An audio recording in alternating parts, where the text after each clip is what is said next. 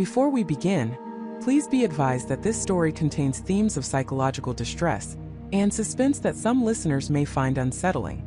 Imagine the gnawing dread that settles deep in your gut when you realize you're truly, utterly lost. Not just a wrong turn on a highway, but a fundamental disorientation, a terrifying glitch in the fabric of reality itself. Now imagine that feeling amplified 1,000 times over, because you're not just lost, you're trapped. And the exit you desperately seek, the one you've driven down countless times, keeps leading you right back to where you started. This isn't a nightmare. This isn't a forgotten road trip. This is Oakhaven, and for Michael it became a living, breathing prison.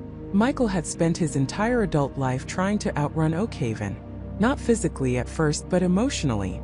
The town was a stain on his memory, a place where ambition withered and dreams died quiet, unremarkable deaths. He'd left for college, promising himself he'd never look back, and he hadn't, not really. But life has a cruel way of reeling you back to the places you tried hardest to escape. A string of bad investments, a devastating breakup, a crushing sense of failure.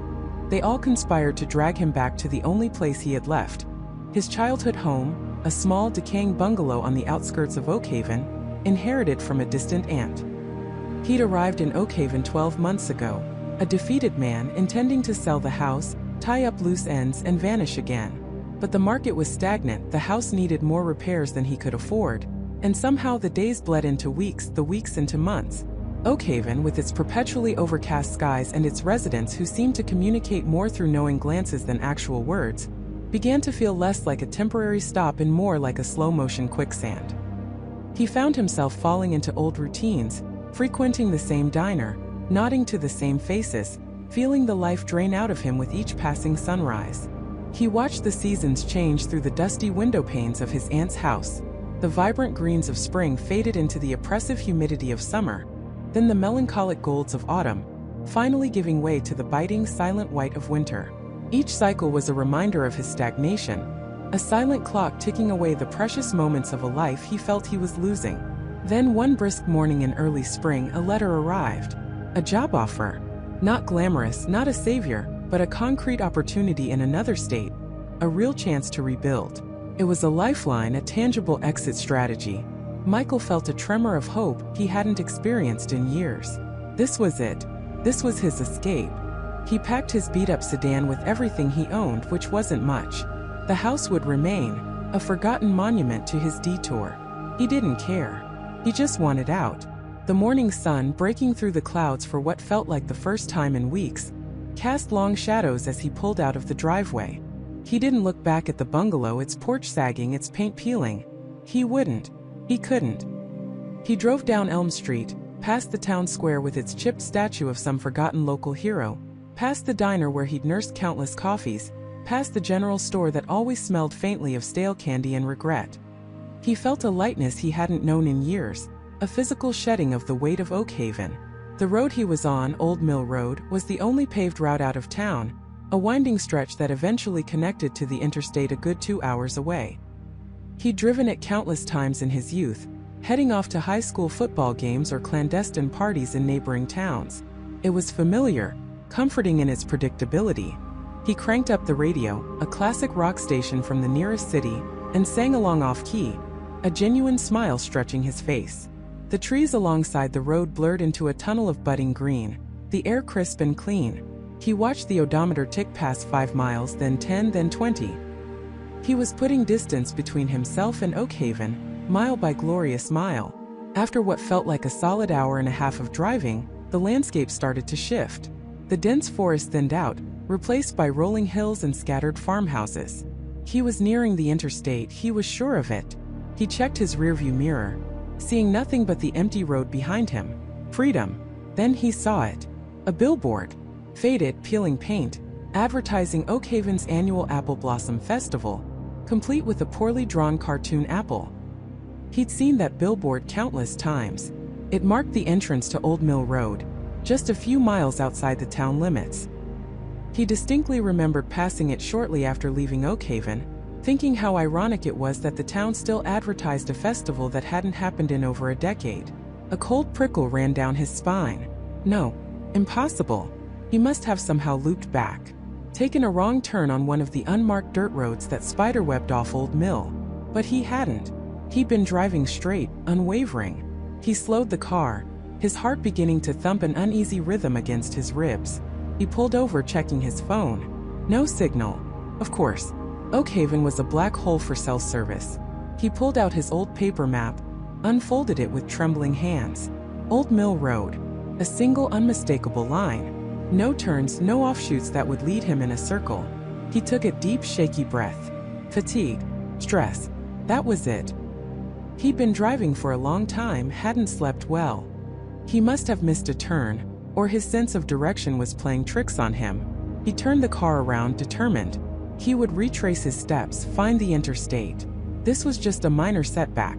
He drove back past the billboard, past the thin patch of woods, his eyes scanning every inch of the road for a sign he'd missed, a hidden turnoff. Nothing. He kept driving, his knuckles white on the steering wheel, the cheerful music on the radio now sounding mocking, discordant. He focused, concentrating on every bend, every dip, every unique tree. Another hour passed. The sun climbed higher, warming the interior of the car, but Michael felt an icy dread creeping into his bones. He was meticulous, slow, hyper-aware. He knew this road. He knew it. And then there it was again. The billboard. Oakhaven's annual Apple Blossom Festival. The cartoon apple seemed to leer at him this time. Its painted smile stretched into an unsettling grin. His breath hitched in his throat. This wasn't a mistake. This wasn't fatigue. He had driven for another hour meticulously and arrived back at the same exact point, miles outside of Oakhaven, as if some invisible hand had simply spun his car around and pointed it back the way he came. His mind raced, desperate for a rational explanation. A prank? But who? And how? The road was desolate. There were no other cars, no hidden cameras, no signs of human intervention. Just the silent, looping road. Panic began to set in, a cold, cloying sensation that threatened to choke him. He wasn't just lost. He was ensnared. He pounded the steering wheel in frustration, a guttural cry escaping his lips. This couldn't be happening. It was impossible. He took a third route, a desperate gamble. There was an old, unpaved logging trail that branched off Old Mill Road several miles before the billboard. It was barely wide enough for one car, overgrown and treacherous, but it was different. It had to lead somewhere else. He gripped the wheel, the tires crunching on loose gravel, the car rattling violently. He drove for what felt like an eternity, the logging trail twisting and turning through an even denser part of the forest, the trees so thick they blotted out the sun, plunging him into a perpetual twilight. He pushed onward, the engine groaning, the car scraping against low-hanging branches. He was bruised, battered, but he felt a flicker of hope. This was definitely not Old Mill Road. This was new territory. This was his true exit. Finally, the trail widened slightly. He saw a clearing ahead, a hint of brighter light. He punched the accelerator, bursting through the last line of trees, his heart soaring. He was out. He had found a way. But the light wasn't the open sky. It was the familiar, dreary, overcast light of Oakhaven. And directly in front of him, standing defiant and mocking, was the weathered wooden sign that marked the official town limits. Welcome to Oakhaven. And just beyond it, the unmistakable, dilapidated facade of his aunt's bungalow, his car now facing directly at it, as if he'd simply driven around the block. He hadn't escaped. He hadn't even truly left. The exit, no matter how he tried to take it, was just another entrance.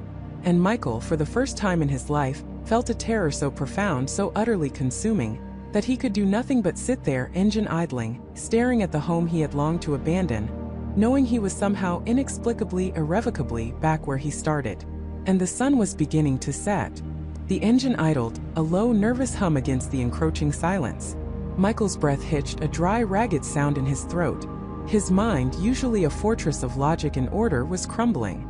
This couldn't be real. It was a joke, a bizarre, elaborate prank.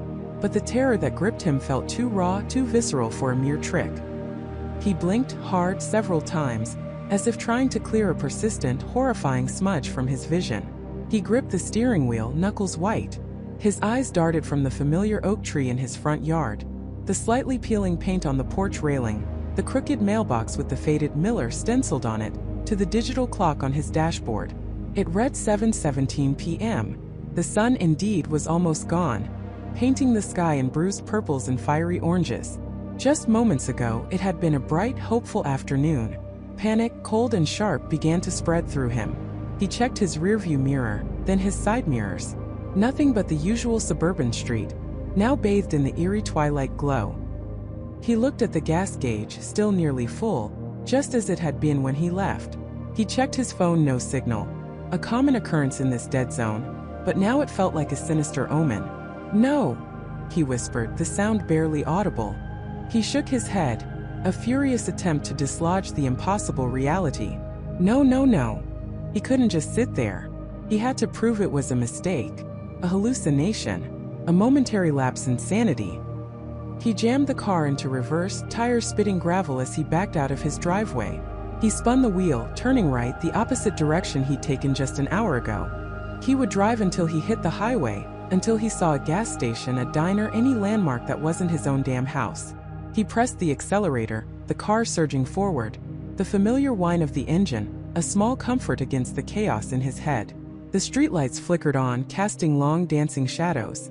He passed Mrs. Henderson's prize-winning rose bushes, the Petersons' inflatable lawn flamingo, the empty swing set at the end of the block.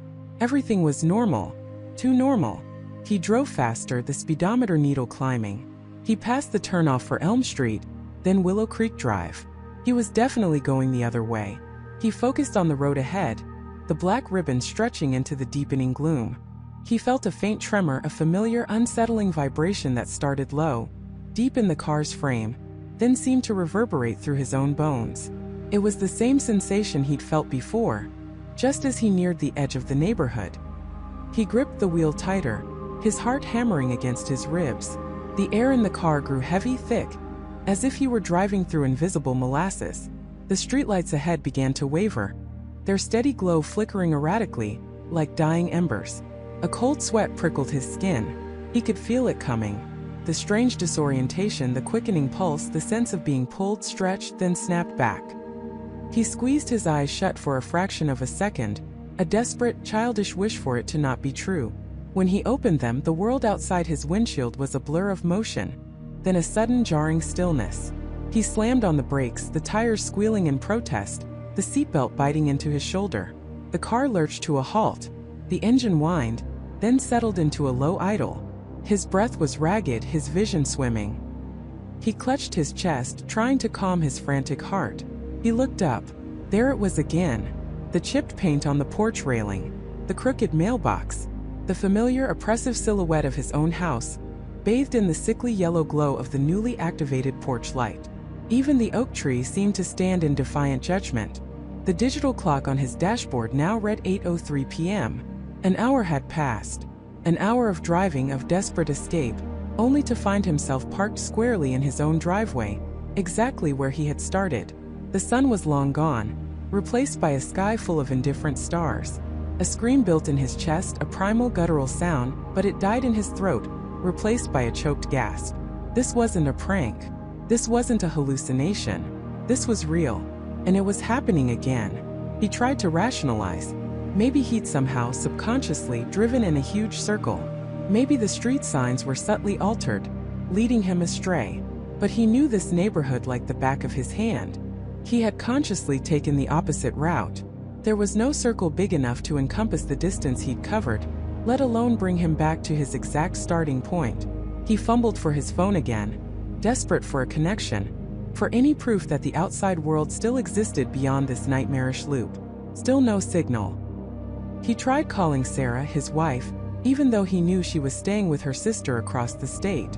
Just hearing her voice, a voice from outside this terrifying bubble, would be a lifeline. The call wouldn't even go through. Just a dead tone. He tried David, his old college roommate, who lived a few towns over. Nothing. Emily, his colleague. Nothing. It wasn't just his house that was isolated, it was him. A cold dread seeped into his bones, far deeper than the evening chill. He wasn't just stuck, he was cut off. He had to try again. He had to. He couldn't spend the night in his car, staring at his own house, knowing what he knew. This time he wouldn't just drive. He'd make notes. He'd pay attention to every single detail, every turn, every landmark. He would beat this. He had to. He backed out of the driveway for the third time, the gravel crunching under the tires with a sound that seemed unnaturally loud in the quiet night. This time he turned left, the original direction he'd taken this afternoon. He needed to retrace his first attempt to see if the loop was consistent. He drove slowly at first, his eyes scanning every house, every tree, every street sign. He passed the old oak tree where he'd carved his initials with Sarah years ago. He saw the brightly lit windows of the Hendersons' house, Mrs. Henderson waving from her porch as he passed. He even saw Mr. Peterson retrieving his flamingo, now deflated, from his lawn. These were real people living real lives. This couldn't be happening to him alone. He waved back, a forced, shaky smile on his face, wondering if they saw the desperate terror in his eyes. He picked up speed, the familiar tremor starting again, building in intensity. The air grew thick, heavy. The streetlights ahead began to flicker, then winked out entirely, plunging the road into near darkness, illuminated only by his headlights. He gripped the wheel, knuckles white, his jaw clenched so tight it ached. He leaned forward, straining to see through the oppressive gloom. Then came the familiar lurch, the disorienting pull, a sensation like being stretched thin across time and space, then snapped back with violent force. His stomach churned, his head swam. For a terrifying instant he felt utterly weightless, disconnected from his own body. He slammed on the brakes, the car skidding, coming to an abrupt stop. The headlights cut through the darkness, illuminating his house, his driveway, the crooked mailbox. The digital clock glowed 8:49 p.m. He stared aghast. 3 times. 3 attempts. Each time he'd driven away, each time convinced he was escaping, only to find himself back here. It wasn't random. It wasn't a mistake. It was a loop. A perfectly executed, terrifying, inescapable loop. A cold metallic taste filled his mouth. He felt a laugh bubble up. A hysterical, breathless sound that was more a sob than mirth. He was trapped. Utterly, irrevocably trapped. He killed the engine. The sudden silence was deafening, pressing in on him from all sides. He leaned back against the headrest, his body trembling uncontrollably. His eyes were wide, fixed on the dark silhouette of his own home. It no longer looked inviting or familiar. It looked like a cage. Prison. He thought of Sarah, of their life, of the future he had been so eager to start, away from this place. Now he couldn't even reach her. He couldn't leave. The realization settled over him like a shroud. This wasn't just a physical phenomenon. This was something far more sinister. Felt personal. As if the house, or something connected to it, was actively preventing him from leaving. He took a shaky breath, the air cold and thin in his lungs. He had to go inside. The thought filled him with an irrational dread. The house felt different now, imbued with a malevolent presence. But he couldn't stay in the car all night. He opened the car door, the small click echoing loudly in the stillness. He stepped out, his legs wobbly like a newborn fawn. The night air was cool, carrying the scent of damp earth and something else. Something faintly metallic like rain on rusted iron. He walked slowly, deliberately towards his front door. Each step was heavy, laden with the weight of his impossible reality. The porch light, which had been on, flickered, then died, plunging the porch into darkness. He stopped, his heart leaping into his throat. He reached into his pocket, his fingers fumbling for his house keys. His hand brushed against something else, something small and hard. He pulled it out. It was a single tarnished silver earring. Sarah's earring. The one she had lost months ago. The one he had searched for relentlessly without success. It had been missing for so long, he'd forgotten about it. How had it gotten into his pocket? He hadn't worn these pants in weeks. A chill, colder than the night air, snaked down his spine. This wasn't just about him leaving. This was about the house, about secrets, about things that went missing and reappeared, about a loop that wasn't just geographical but perhaps temporal. He looked at the dark, silent house. It waited for him. And he knew with a terrifying certainty that whatever had brought him back here, whatever force had coiled itself around his life, was only just beginning. Michael felt the cold, hard reality of the front door's brass knob under his hand. It was real. Too real. He hadn't just dreamed this, hadn't imagined the endless drive, the impossible return. This was happening. The air around him was still, heavy with the scent of damp earth and something else, something metallic and old like forgotten rain. He pushed the door open, a faint, drawn-out creak echoing into the profound silence of the house. The interior was a sepulchre of dust and shadows. Moonlight, thin and watery, sliced through the grimy panes of the living room window, illuminating motes dancing in the stale air. Every step he took on the hardwood floor seemed to resonate, a hollow thud that felt amplified by the stillness. It was exactly as he remembered it, yet utterly alien. The old floral couch, the fireplace with its soot-stained bricks, the slightly crooked painting of a serene lakeside scene his mother had adored. Everything was in its place, preserved under a fine, even layer of dust, as if the house had simply stopped breathing the moment he left. His breath hitched. He walked into the living room, his eyes scanning, searching for something, anything that would explain this impossible situation. He ran a finger over the mantelpiece, leaving a clean streak on the dusty wood. No, this wasn't a squatter's den, or a carefully staged replica. This was his house. The house he'd grown up in. The house he'd sworn he would never see again. He moved into the kitchen. The faint smell of something long spoiled hung in the air, mixing with the metallic tang. He flipped the light switch, but nothing happened. Of course, power would have been cut years ago. He pulled out his phone, the screen a jarringly bright rectangle in the gloom. No signal. He tried again. Nothing. A cold knot tightened in his stomach. He wasn't just back in his old house. He was cut off. Then he saw it. On the kitchen counter, beneath a thin veil of dust, was a newspaper. The headline was obscured by shadow, but the date was clear. August 12, 2007. Michael stared.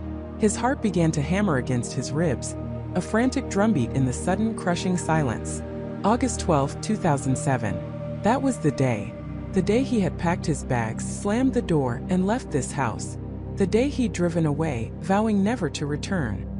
He remembered it with stark clarity. The hot summer air, the arguments, the final bitter words exchanged with his father. He remembered the feeling of freedom as he peeled out of the driveway, the radio blasting the open road ahead. That was 16 years ago. He picked up the newspaper, his fingers trembling. The paper was dry, brittle with age, yet perfectly preserved. Not yellowed or water damaged. It was as if it had been placed there just yesterday, then covered in a layer of dust that had accumulated over a decade and a half, but without any other signs of natural decay. He unfolded it, the creak of the paper loud in the quiet kitchen. The articles, the advertisements, the local news, it was all undeniably from that day. A memory resurfaced, sharp and unwelcome. He remembered seeing that very newspaper on the counter that morning. His father had been reading it at breakfast, muttering about local politics. Michael had been too angry, too focused on leaving, to pay it any mind. He'd slammed his coffee cup down, stood up, and the argument had escalated from there. He squeezed his eyes shut, trying to make sense of it. How could a newspaper from 16 years ago be sitting here, perfectly intact, in a house that should have been sold, perhaps even demolished? And how could he be here, looking at it, when he had left? He walked back into the living room, his mind racing, trying to find a logical explanation. Maybe someone had preserved the house as a sort of museum? But for whom? And why would he, Michael, be brought back to it in such a disoriented, impossible way? He moved towards the staircase, his hand trailing along the banister. The wood was smooth, cool beneath his palm. He climbed the stairs, each tread groaning a familiar protest. Upstairs, the bedrooms were equally untouched.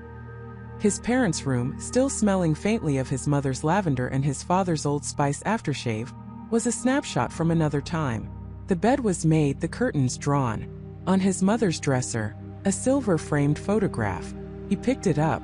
It was a picture of him, maybe 10 years old, grinning gap-toothed, standing between his parents.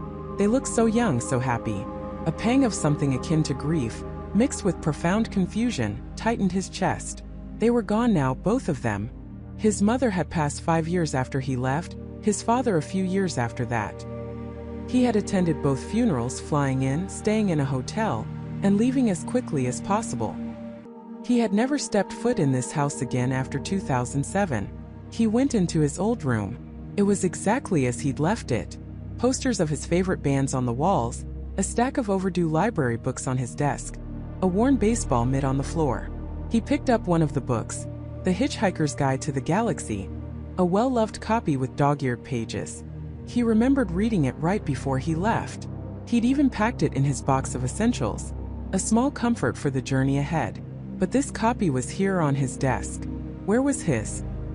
He felt a chill that had nothing to do with the unheated house. This wasn't just a loop back to the geographical location. It felt like a loop back to a specific point in time. But that was impossible.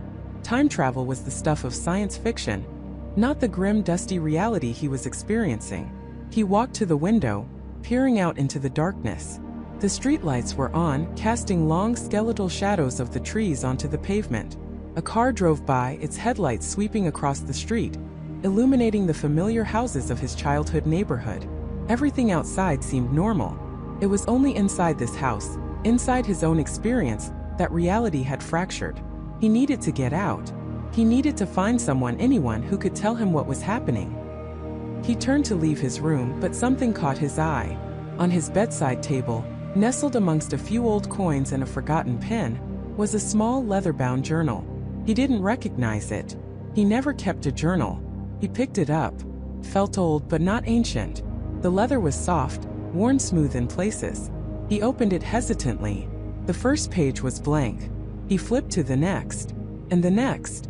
They were all blank. He frowned, a sense of disappointment washing over him.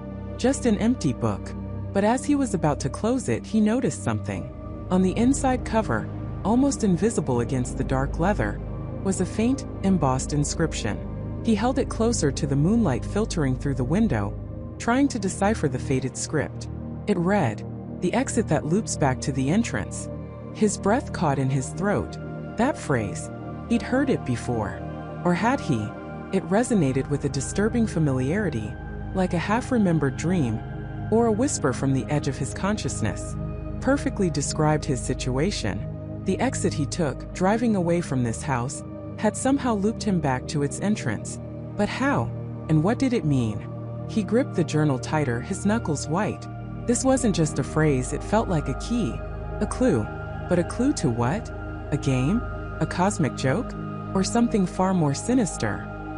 He flipped through the blank pages again, more slowly this time, his thumb tracing the smooth paper.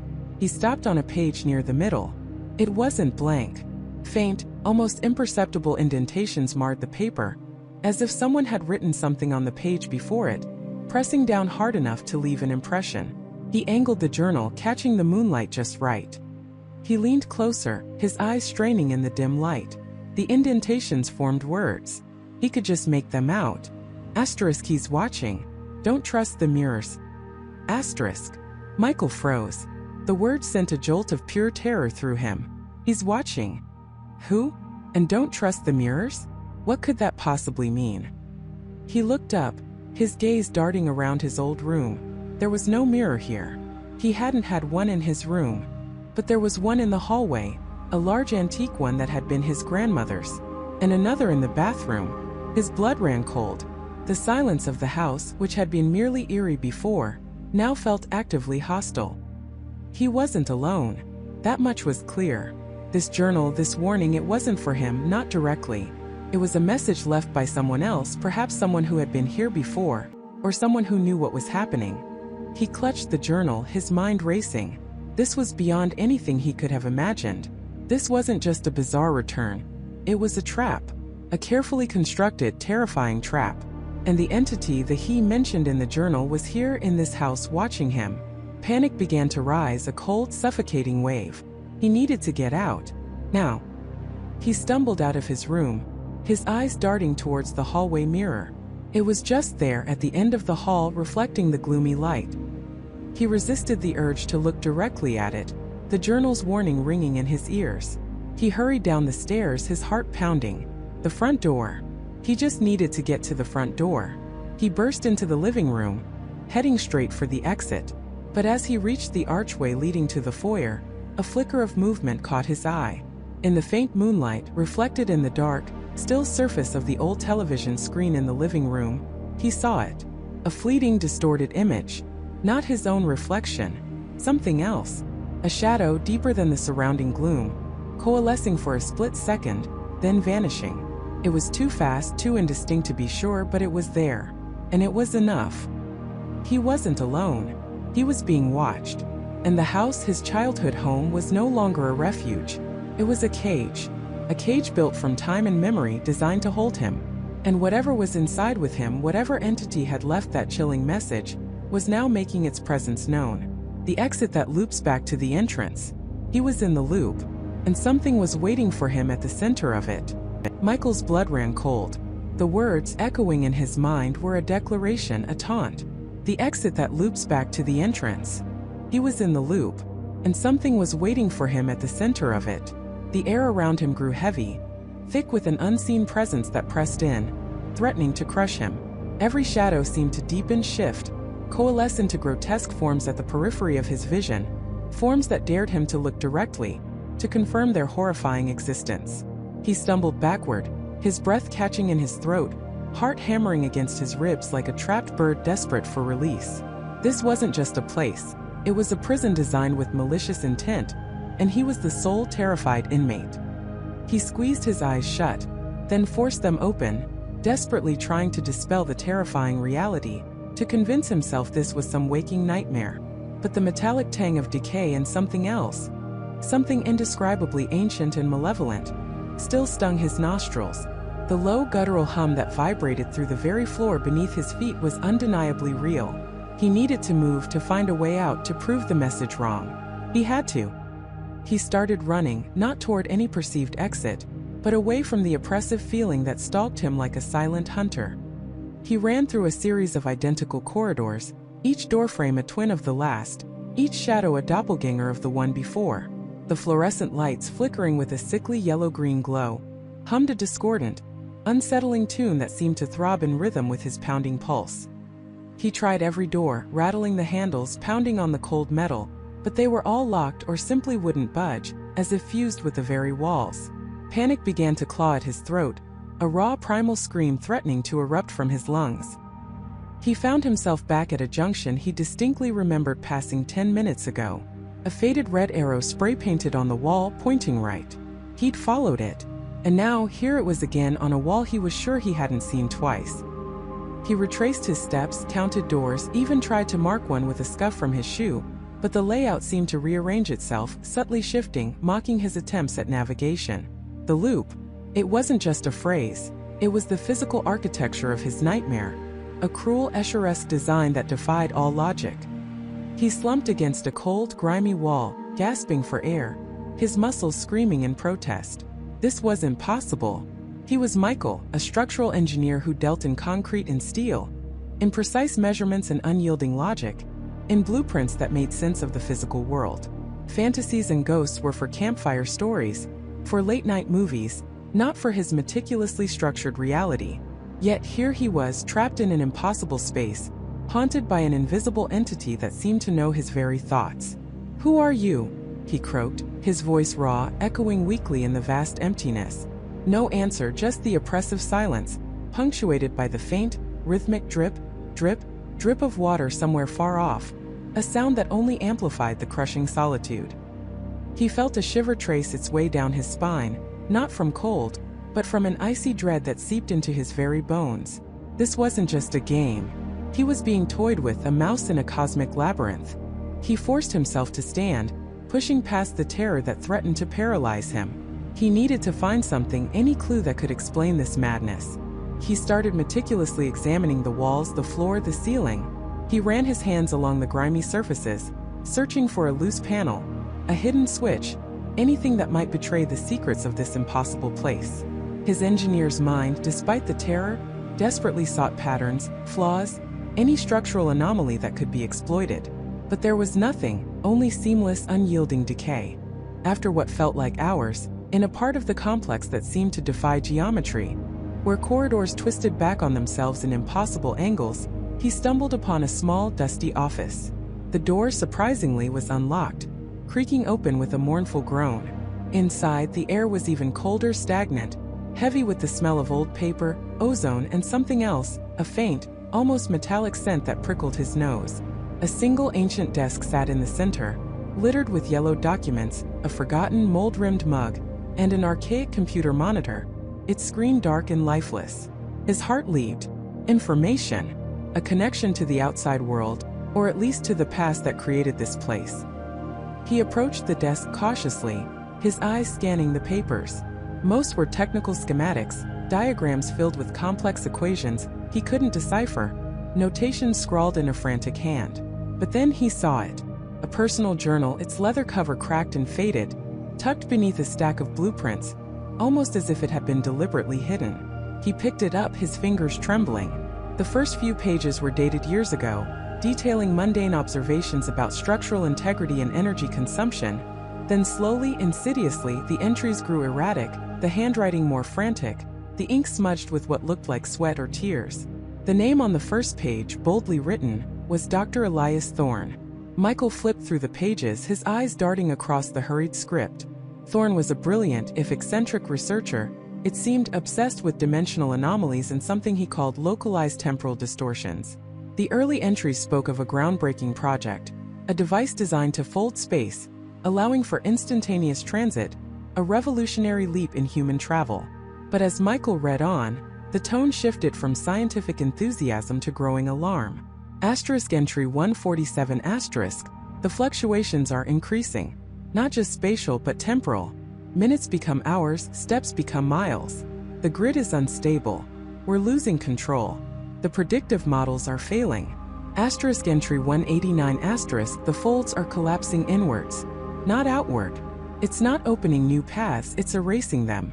The building, it's becoming a closed system. A loop. The very fabric of reality within these walls is warping. Entry 210 they won't listen. They think it's a structural failure, a power surge. They don't understand the entity we've awakened. It feeds on the distortions. It is the distortion. It's growing stronger with every failed attempt to contain it. Michael's blood ran cold again, but this time it was a different kind of chill. Not just terror, but a horrifying realization that solidified the impossible. This Dr. Thorne, he hadn't just built a device. He had built a prison, an inescapable dimensional trap, and inadvertently, he had unleashed something unspeakable. The journal spoke of a team of other researchers. What happened to them? Were they still here? Were they part of the loop like Thorne, like Michael himself? He continued to read, desperate for answers, for any shred of hope. Thorne's later entries were almost illegible, scrawled with a desperate hand, often overlapping. He wrote of whispers, of shadows that moved on their own, of seeing his own reflection in places it shouldn't be, distorted and mocking, of an echo that mimicked his movements, his thoughts, his very despair. Final entry, undated, barely legible, it's here. It wants to play. It wants to keep us here. All of us. The exit that loops back to the entrance. It's not a flaw. It's its design. I tried to warn them. I tried to shut it down. But it consumed the controls. It consumed everything. I'm trapped. We're all trapped. And it's getting stronger. It knows my name. It knows my fears. It's inside the loop with me. Waiting. Michael dropped the journal as if it were burning his hands. Dr. Elias Thorne. He had heard that name before, faintly, in hushed whispers among colleagues in his field. A cautionary tale of a brilliant mind lost to a disgraced classified project decades ago. A project that had supposedly been shut down, its facility decommissioned, its existence erased from official records. But it hadn't been erased. It had just been looped. This entire complex, this impossible labyrinth was Dr. Thorne's failed experiment, a dimensional trap that had swallowed its creator whole. And now Michael was caught in its snare. The entity Thorne spoke of, the one that consumed everything, was the same presence that had spoken to him, that was now watching him, playing with him. A sudden sharp clang echoed from the corridor outside the office, rattling the dust on the old monitor and sending a fresh wave of terror through Michael. It sounded like heavy metal striking the floor, a deliberate, resonant sound that cut through the oppressive silence. Michael froze, his eyes wide, straining to see past the open doorway into the gloom beyond. He wasn't alone. Not just with the entity, but perhaps there was someone else here. Another victim. Or something far worse, something that could make such a sound. He cautiously moved to the doorway, peering out. The corridor was empty, save for the flickering lights and the oppressive silence. But then his gaze fell to the floor, directly in front of the office door. There, glinting faintly in the weak, sickly light, was a small tarnished silver locket. It was open, revealing two tiny, faded photographs. One was of a stern-looking man who vaguely resembled the pictures of Dr. Thorne he'd seen online years ago, perhaps a father or a mentor. The other, a young woman with kind eyes and a gentle, unmistakable smile. Michael recognized her instantly. A cold dread, far deeper than any fear he'd felt before, seeped into his bones, chilling him to the core.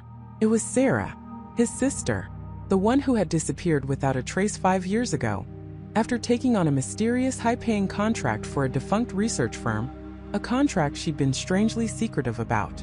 A contract that had led her to investigate a supposedly abandoned industrial site. This industrial site, this was where she had vanished. She hadn't left him a note, not a single clue, only a whispered phone call hours before she disappeared, telling him she was onto something big, something that could change everything, but also something dangerous. She had sounded exhilarated but also terrified. The locket, Sarah's locket, lay on the floor, an impossible object in an impossible place. It was the last gift he had ever given her, a memento of their shared childhood, a promise of forever. How could it be here?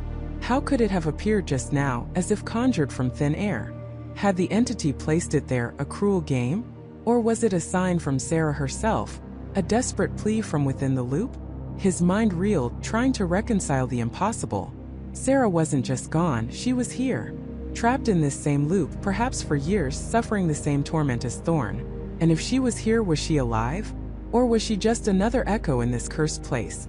Another victim of Thorn's folly and the entity's cruel game?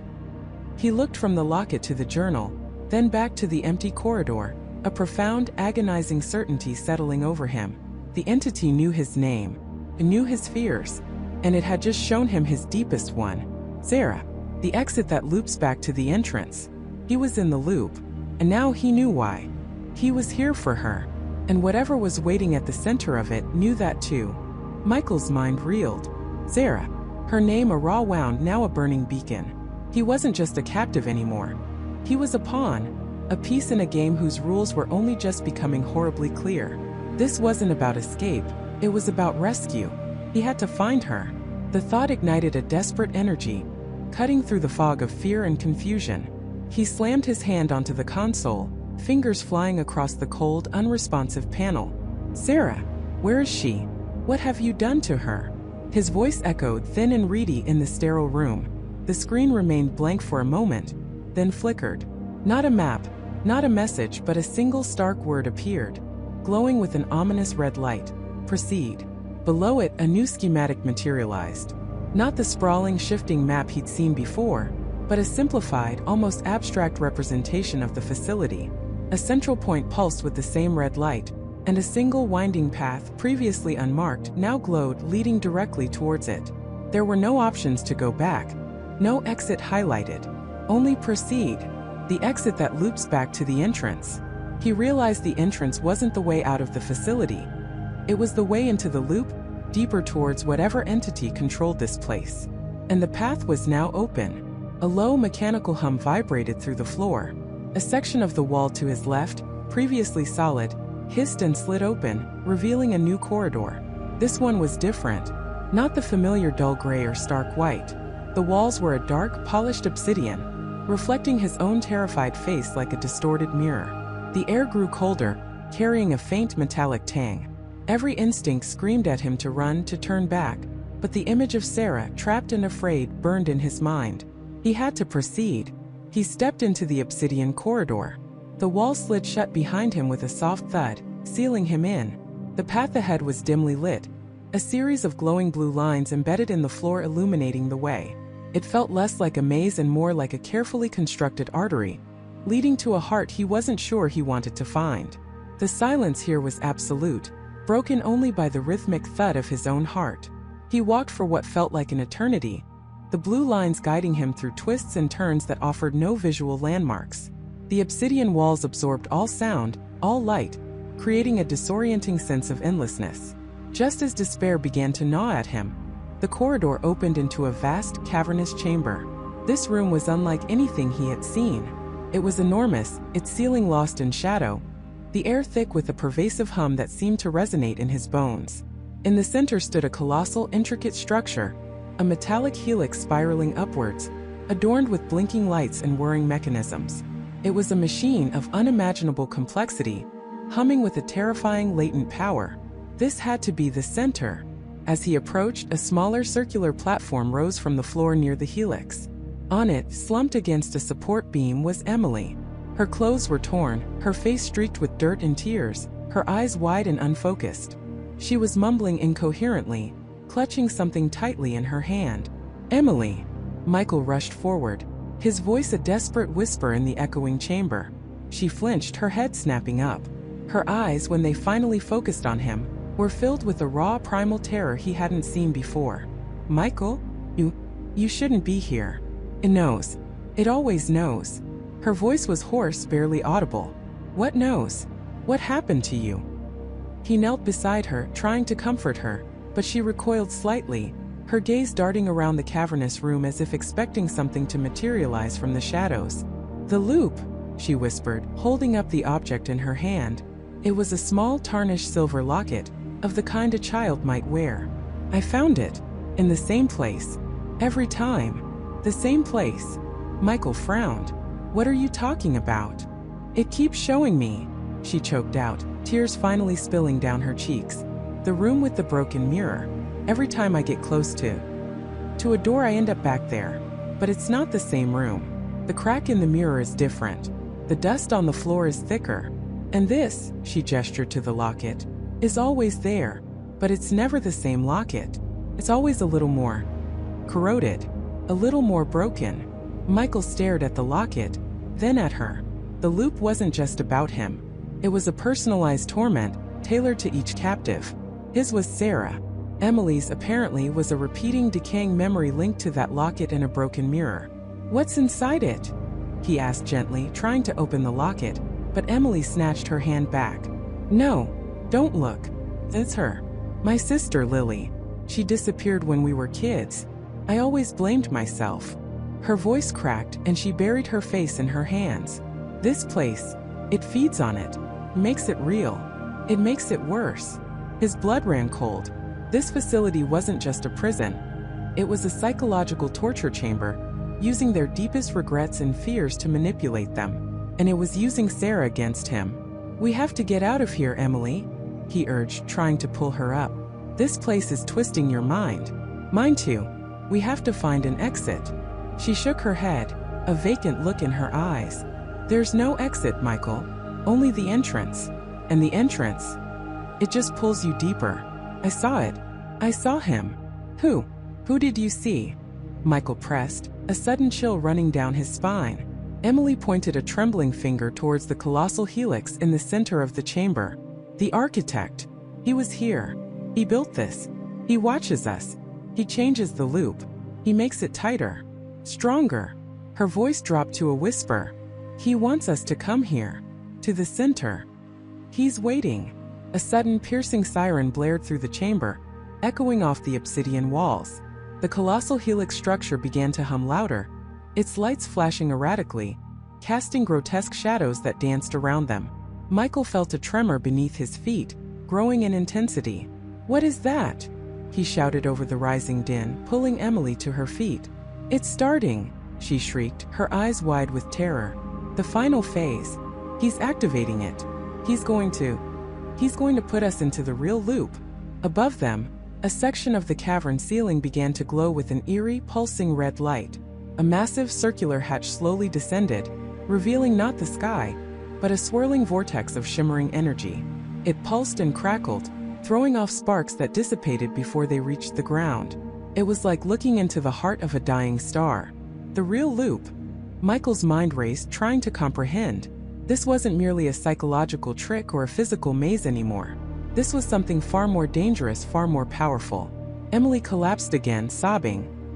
"He wants to see what we'll do. He wants to see if we'll break. He wants to see if we'll find her." She looked up at him, her eyes pleading. "He's watching, Michael. And he's waiting for you to make the choice. To go into the vortex. To find Sarah. Or to let her go." The ground beneath them bucked violently. The vortex above pulsed brighter, louder, its energy field visibly expanding. Michael looked from the terrified Emily to the terrifying vortex, then back to the image of Sarah in his mind. The architect, the loop, the center. It was all tied to her. He was at the precipice. The choice was clear, agonizing, and utterly unavoidable. He had to enter the vortex. He had to find Sarah. And he had to do it now, before this entire twisted reality consumed them both. The exit that loops back to the entrance. He realized the entrance to the ultimate loop was right above them, and he was about to step through. Michael's gaze shot upwards, scanning the rough concrete ceiling. No obvious seams, no discernible hatch, yet an undeniable pull, a primal instinct, told him the answer lay hidden there. He ran his hands along the cold, unyielding surface, his fingers searching for any imperfection, any give. A faint line, barely perceptible, near a recessed light fixture, caught his attention. It was almost invisible, a trick of the light, or perhaps designed to be. He pushed nothing. He pushed harder, frustration mounting, his breath catching in his throat. Then a soft click. A small section of the ceiling, no larger than a serving tray, slid inward a fraction of an inch, revealing a dark, ominous slit. A hatch. Not directly above, as he'd instinctively thought, but slightly off-center, camouflaged with deceptive brilliance. He jammed a discarded metal pipe, found lying nearby, into the narrow opening, leveraging it with all his might.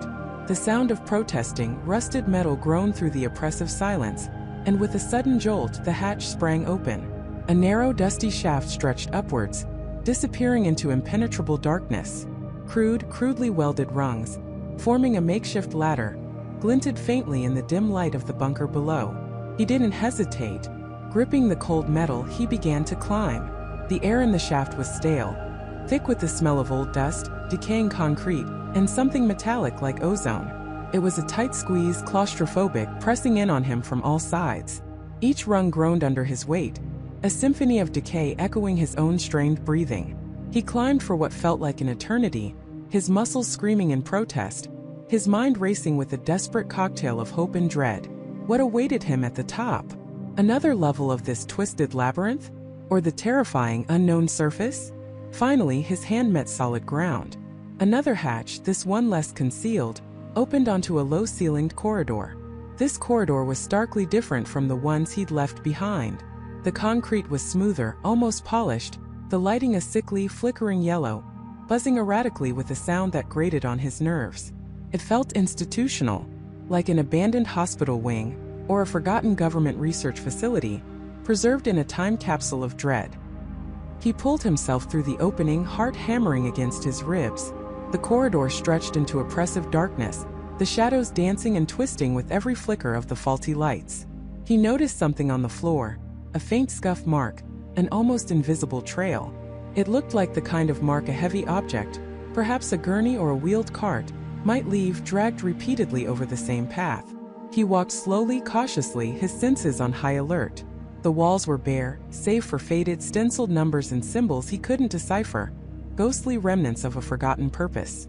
As he rounded a corner, he stopped dead, his blood running cold.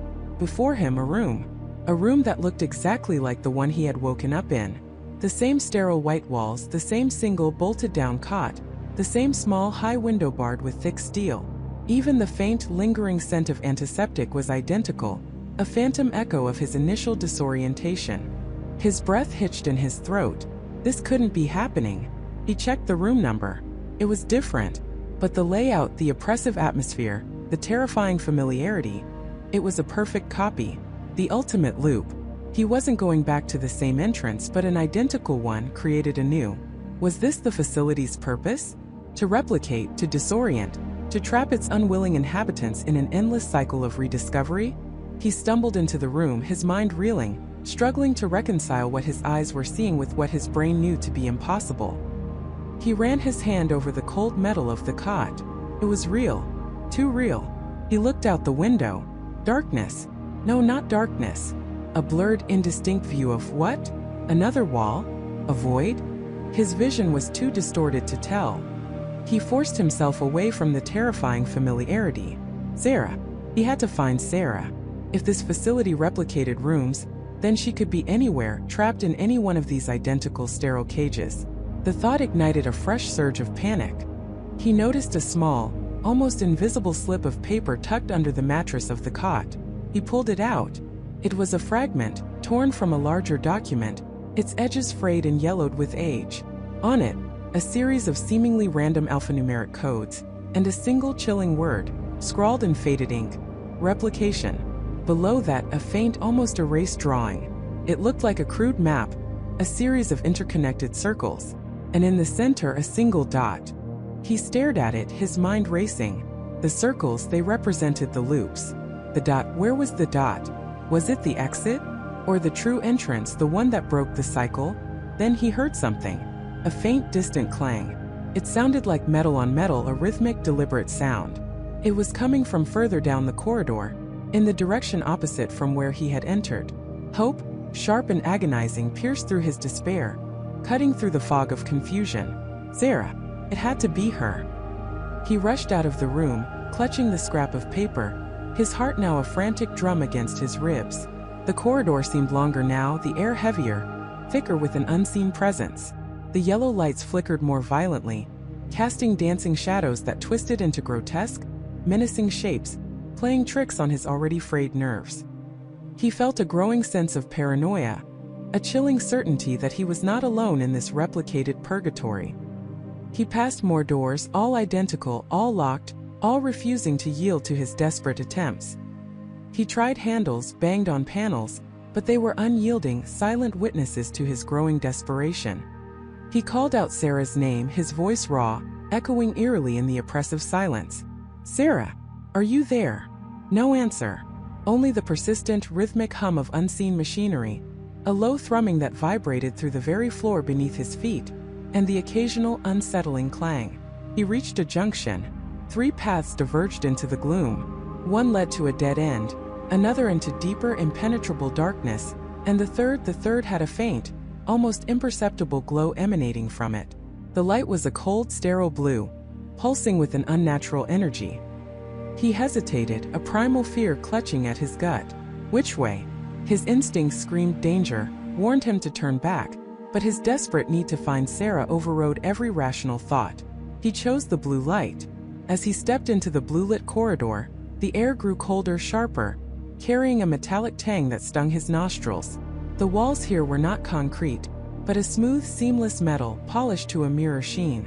It felt like stepping into a giant freezer, or a high-tech clean room from a dystopian future. There were no doors, no windows, just the endless, curving tunnel of polished, reflective metal, stretching into the unknown. He saw something ahead. A figure. Small, hunched over, almost perfectly still. Relief flooded him, sharp and immediate, then quickly turned to a chilling dread. It wasn't Sarah. It was a mannequin, dressed in a tattered, old-fashioned lab coat, its fabric brittle and yellowed with age. Its head was tilted at an unnatural angle, its plastic eyes staring blankly at a complex control panel embedded in the wall. He approached cautiously, his footsteps echoing unnervingly in the sterile silence. The panel was a bewildering array of blinking lights, complex diagrams, and a series of levers and buttons, all glowing with an internal luminescence. It looked like something out of a forgotten science fiction movie, a relic of a terrifying past. The mannequin's hand was frozen, hovering millimeters above a large, glowing red button labeled Reset. Below the button, a small digital display flickered. It showed a countdown, not to 0 but upwards, a timer for something unknown, yet deeply ominous. And beneath the timer a phrase, Cycle Initiation. He looked closer at the control panel, his mind racing, trying to make sense of the incomprehensible. The diagram showed a schematic of the entire facility. And yes, it was a series of interconnected loops, just like the crude map on his torn fragment of paper. But these loops weren't just physical. They were temporal. Arrows indicated the flow of time within each section, a chilling revelation. And the dot on his fragment of a map? It was here, on this panel, a small illuminated point, pulsing faintly with the same sterile blue light as the corridor itself. It was labeled Nexus. A cold dread settled deep in his bones, colder than the air in the metallic tunnel. This wasn't just a bunker, it was a machine designed to manipulate reality, to create endless cycles of existence, to trap and replay. And the reset button, what would that do? Would it restart everything? Would it trap them forever in an infinite loop of terror? Then a faint, choked cry. It was Sarah. It was unmistakably her voice, muffled, desperate, coming from behind the panel, as if she were trapped within the very wall itself. He slammed his fist against the cold metal wall, ignoring the searing pain that shot through his knuckles. "Sarah, I'm here. Where are you?" The mannequin's head slowly, with a grinding mechanical whir, swiveled to face him. Its blank, lifeless eyes seemed to bore into his very soul, devoid of any emotion, yet filled with an ancient, chilling knowledge. And then a distorted, metallic voice emanated from it, echoing in the cold, blue corridor, a voice that was both inhuman and terrifyingly familiar. "The exit that loops back to the entrance. The loop is complete. All subjects accounted for. Welcome back, Michael." The countdown on the panel froze. The reset button glowed brighter, pulsing with an ominous, malevolent red light, expanding, consuming his vision. And then he felt a tremor. The entire metal corridor began to hum, a deep, resonant vibration that threatened to tear him apart, to shake him to his very core. The blue lights intensified, blinding him, overwhelming his senses. He heard Sarah's cry again, closer now, a desperate, fading plea swallowed by the rising cacophony. He tried to move, to reach her, to break free, but the vibrations pinned him to the spot, rendering him immobile, helpless. The world around him dissolved into a blinding, searing, painful light. He screamed, a raw, primal sound ripped from his throat, as the light consumed him, pulling him into the heart of the loop, back to an entrance he had already forgotten. He blinked. The blinding light was gone, replaced by the soft, diffused glow of his bedroom lamp. The searing pain that had ripped through him moments before had receded, leaving behind a dull ache that resonated deep in his bones, a phantom echo of an unimaginable agony. He lay on his bed, fully clothed, his heart hammering against his ribs as if trying to escape the confines of his chest. Disoriented, Michael pushed himself up, his muscles protesting with a stiffness that felt alien. He looked around his room. It was his room. The familiar clutter, the stack of unread books by his nightstand, the framed photograph of him and David grinning after a college basketball game. Everything was exactly as it should be, yet everything felt terribly, profoundly wrong. He swung his legs over the side of the bed, his feet finding the cool wood floor. A shiver ran down his spine. He remembered the light. He remembered the scream. He remembered running from something he couldn't quite grasp, towards an exit he had desperately sought. But the details were like smoke, twisting and dissipating the moment he tried to focus. His gaze fell upon his phone, lying on the nightstand. He picked it up, his fingers trembling slightly. The lock screen displayed the date, October 27th. His breath hitched. October 27th. No, it couldn't be. He had lived October 27th countless times. He had just escaped it, hadn't he? A wave of nausea washed over him. He scrolled through his notifications. Emails from work, a text from Jessica about their dinner plans, a news alert about a local traffic incident. The exact same notifications he had seen, processed, and ignored day after day after day. This wasn't just a repeat. This was a reset. He stumbled to the window, pulling back the blinds. Outside, the familiar morning light filtered through the trees, painting the street in hues of gold and muted green. A jogger passed by, headphones in, oblivious. The world was moving, but Michael felt utterly, terrifyingly still. The loop. He had been pulled back into the loop. But this time it was different. The previous loops had been agonizingly subtle at first, a creeping realization that escalated into full-blown terror. This time the memory of his escape was a fresh, raw wound, even if the details were blurred. He hadn't just woken up to another October 27th. He had been thrown back into it. The blinding light, the scream. It wasn't an exit. It was a violent, brutal re-entry. Panic began to bubble, a cold, suffocating dread that stole his breath. He clutched his head, trying to force the fragmented memories into coherence. The dark figure, the cryptic messages, the feeling of being watched. Had any of it been real, or was his mind finally fracturing under the relentless pressure of this impossible existence? He needed to talk to someone. David, Jessica, anyone who could ground him, tell him this was a nightmare, that he hadn't just been consumed by light and reborn into the same godforsaken day. He fumbled for his keys, his hands shaking so violently he almost dropped them. He had to get out of the apartment, out of this suffocating familiarity. As he reached for the doorknob, something caught his eye. On the small table by the entrance, where he usually dropped his mail, sat a single, pristine white envelope. It wasn't there before. He was certain. He had cleaned that table just yesterday. Or was it today? The lines blurred. He picked it up. There was no stamp, no address, just his name written in elegant, almost calligraphic script. Michael. His heart pounded a frantic rhythm against his ribs. He knew this feeling. The creeping dread that preceded another chilling message. With trembling fingers, he tore open the seal. Inside, a single sheet of paper folded precisely. He unfolded it. The words, written in the same precise hand, seemed to leap off the page, each one a hammer blow to his already fragile sanity. Welcome back, Michael. Did you enjoy the journey? The exit, as you discovered, is merely another door into the same room. You thought you were free. You were merely given a fresh start. But a fresh start doesn't mean a clean slate. The lessons learned, the paths taken, the choices made, they linger. They are imprinted on the fabric of this reality, waiting for you to find them again. Or for them to find you. Michael's blood ran cold. Fresh start. The phrase echoed in his mind, mocking him. This wasn't a fresh start. It was a cruel, elaborate torture. Someone knew. Someone was doing this to him. And they were watching. He spun around, his eyes darting frantically across the room, searching for hidden cameras, listening devices, anything that could betray a presence.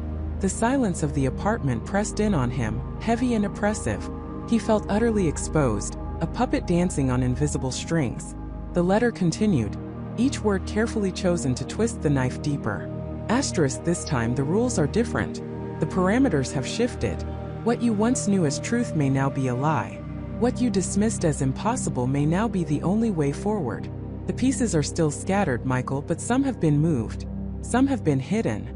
And some have been replaced entirely. Replaced entirely? What did that even mean? Was this a new variant of the loop? A more complex, more insidious version designed to break him?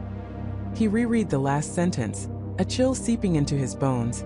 And some have been replaced entirely. His mind raced. If pieces had been replaced, then his memories, his experiences from previous loops might be unreliable. What if the people he knew were different? What if the clues he had painstakingly uncovered were no longer valid? The thought was paralyzing. It stripped away his only advantage, the knowledge of what was coming.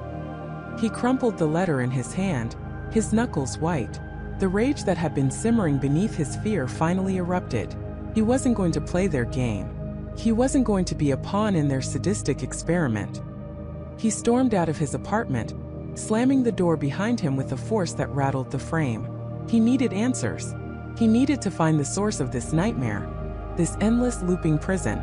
He decided to go to David's apartment first. David, his rock, his rational friend. He would help Michael make sense of this, even if it meant Michael sounding completely insane. The walk was familiar, almost eerily so. The same cars parked on the street, the same children playing in the park, the same elderly woman walking her poodle. Every detail was a torment, a reminder of the countless times he had traversed this exact path. He reached David's building, climbed the 2 flights of stairs, and knocked firmly on apartment 3B. He waited, his heart pounding. After a moment, the door opened. It wasn't David. A woman, perhaps in her late 20s, with bright red hair and a curious expression, stood in the doorway. She was holding a steaming mug, and a faint scent of coffee wafted from the apartment. "Can I help you?" she asked, her brow furrowed slightly. Michael stared at her, utterly dumbfounded. I'm sorry, I think I have the wrong apartment. Is this not David Miller's place?" The woman chuckled softly. "David Miller? No, I'm sorry. I'm Sarah. I've lived here for about 6 months now. Never heard of a David Miller in this building." Sarah. 6 months. Never heard of David Miller. Michael's blood ran cold. The words from the letter echoed in his head. Some have been replaced entirely. David. His best friend, his confidant, the only other person Michael had even remotely tried to explain the loop to. Gone. Replaced. He felt a terrifying emptiness open up inside him. This wasn't just a reset. It was a systematic erasure. The architects of this loop weren't just playing with time. They were playing with reality itself, twisting it, molding it, removing crucial anchors from his life. "Are you all right?" Sarah asked, her expression now shifting from curiosity to concern. "You look a little pale." Michael could only shake his head. He mumbled an apology, backing away slowly, his mind reeling. David was gone. If David was gone, who else? Jessica, his colleagues, his entire support system, meticulously dismantled by an unseen enemy. He walked away from Sarah's door, down the stairs and out into the street, the familiar world now feeling like a stage set, carefully constructed to deceive him. The jogger was still jogging. The elderly woman still walked her poodle. But the faces, the lives, the very fabric of his reality felt thin, fragile, like a veil that could be ripped away at any moment. He pulled out his phone, his fingers flying to Jessica's contact. He had to know. He pressed call, his heart in his throat. It rang once, twice, 3 times, then went to voicemail. That wasn't like Jessica. She always answered. Always. He tried again. Voicemail. A cold dread settled deep in his stomach. He tried her work number. A generic automated message informed him that the number was no longer in service. No, this couldn't be happening. He felt a scream building in his chest, one that mirrored the primal shriek he remembered from the blinding light. They weren't just looping him, they were isolating him, stripping away everything that made his existence meaningful, leaving him utterly alone in a reality that was a cruel, distorted echo of his own. He looked up at the sky, a desperate plea forming on his lips, but no words came out. The sun, once a source of warmth, now felt like a spotlight, illuminating his solitary torment. The loop hadn't just returned him to the entrance. It had redesigned the entire maze, making it infinitely more complex, more terrifying, and more personal. He was trapped not just in time, but in a meticulously crafted prison of isolation, where even the memories of those he loved were now suspect. And the question burned in his mind, sharp and insistent. If the people he knew were gone, replaced, then what else had been altered? What new horrors awaited him in this twisted, fresh start? He had thought the loop was a puzzle to be solved. Now, it felt like a game designed specifically to break his spirit piece by agonizing piece. He had to find answers. He had to understand who was behind this and why. But with his allies gone, his memories unreliable, and the rules of reality itself rewritten, where did he even begin? The exit had led him back to the entrance, but this entrance was darker, colder, and far more menacing than any he had encountered before. He stood in a vast circular chamber, the air thick with the scent of ozone and something metallic, almost surgical. This was the entrance, or a version of it. The grand, ornate foyer he'd first woken in, with its polished marble and towering archways, was gone. In its place was a stark, utilitarian space, illuminated by an unforgiving, pulsing white light emanating from the ceiling. The walls were made of a smooth, gray, seamless material that absorbed all sound, creating a suffocating silence. Michael's breath hitched. This was the same shape as the foyer, the same dimensions but stripped bare, revealing its true, horrifying form. It was a cage, a laboratory, a stage for an experiment. The realization hit him with the force of a physical blow. The beauty, the grandeur, the illusion of choice and freedom, all of it had been a meticulously crafted facade. He ran a hand over the cold, unyielding wall. No seams, no cracks, no hidden doors. Just endless gray. Where were the exits he'd found before? The labyrinthine corridors, the shimmering portals, the seemingly endless paths? They were simply not here. They had dissolved, leaving only this sterile, terrifying core. His mind raced, desperate for an anchor. Jessica, David, Emily. Their faces flickered, but their presence felt like an echo in a hollow room. Had they ever truly been there? Or were they just constructs designed to guide him, test him, or simply distract him? The thought was a chilling one, colder than the metallic air. If they were fabrications, then what did that make him? He pressed his palms against his temples, trying to force clarity through the fog of doubt. His memories felt like loose pages from a book, scattered and out of order. He remembered waking up, the confusion, the initial fear. He remembered the thrill of discovery, the hope of escape. He remembered the crushing disappointment of the loop. But what came before? Before the foyer? Before the first loop? A black void, an absolute blankness. He squeezed his eyes shut, concentrating. There had to be something. A name, a place, a reason. He focused on the feeling of being himself, of Michael, of the life he must have had. A flash. A park bench, sunlight filtering through leaves, the warmth of a hand in his. A woman's face, blurry, indistinct. A laugh. His own laugh. It felt real vivid, but then it fractured like glass and dissolved back into the gray. The pulsing light above intensified, causing a dull ache behind his eyes. He stumbled back, his gaze drawn to the exact center of the circular chamber. There, on the floor, was a single stark black symbol. It wasn't etched or painted, but seemed to be part of the floor itself, a perfect obsidian inlay. It was a stylized, infinitely looping knot reminiscent of the Ouroboros, a serpent devouring its own tail, but far more intricate, with multiple interwoven strands. It was the symbol of the loop itself laid bare. As he stared at it, the pulsating light seemed to sync with his own heartbeat, each throb echoing the rhythm of his fear. A low hum began to emanate from the walls, a deep, resonant frequency that vibrated through his bones.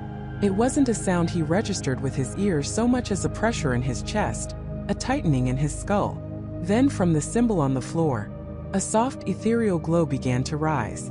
It wasn't a bright light, but a shimmering, almost liquid luminescence that slowly coalesced, forming a translucent humanoid figure directly above the knot. It was formless, featureless, yet undeniably present, radiating an immense silent power. Michael froze, every instinct screaming at him to run, but there was nowhere to go. This was it. The architect, the orchestrator, the entity behind the loop, the source of his torment.